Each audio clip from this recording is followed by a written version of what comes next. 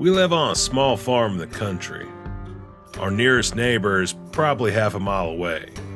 He used to have this great border collie named Forrest that lived outside most of the time. He was so good to my son Jason. We had gotten him right after Jason was born, so they had practically grown up together. They were the best of pals. One night, he woke me up with this unusual loud barking. It wasn't your regular, let me in the house kind of bark, more of a, I see someone, or something I don't like. I got up to check it out, and before going outside, I stopped by my son's bedroom to check in on him. I saw that he wasn't in his bed. "Jason, where are you?"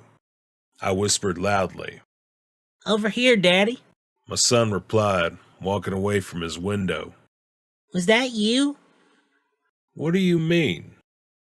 "Walking outside my window a little while ago." A chill crept over me as I lied to keep him from getting scared. Yeah, it was just me. Picking him up, I said, "Come on, you can sleep with Mama and Daddy tonight if you want to." I got Jason tucked into our bed and noticed that Forrest had stopped barking, so I decided not to go outside and just crawled back into bed.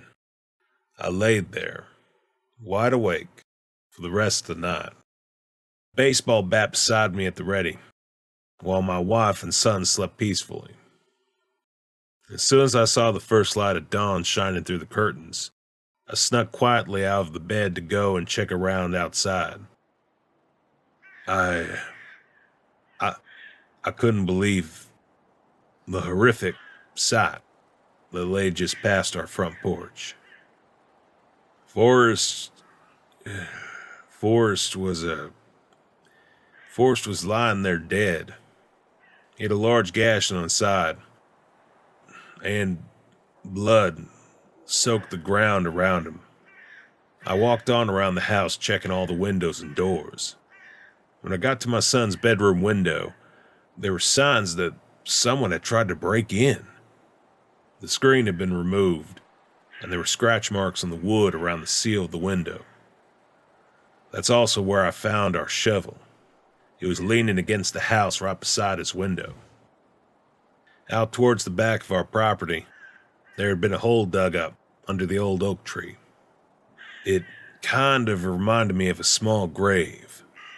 I thought maybe they were going to put Forrest in it after they killed him, but got scared and ran off before they could.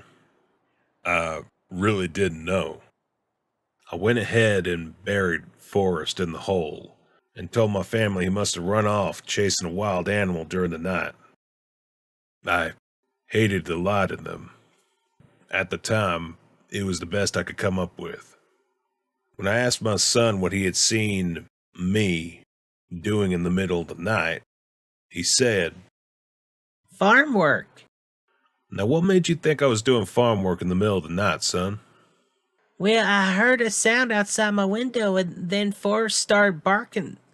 So I got out of bed to look out the window. I saw you walking away from my window carrying the axe." My heart sank in my chest as I realized the grave hadn't been dug for our dog. It had been dug for our son. If it hadn't been for Forrest, I think things would have turned out much worse than they did.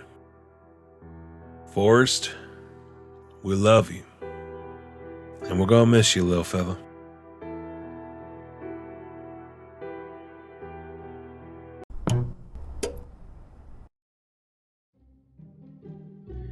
Thank you for listening. For more stories, check out the rest of the channel. You know you want to.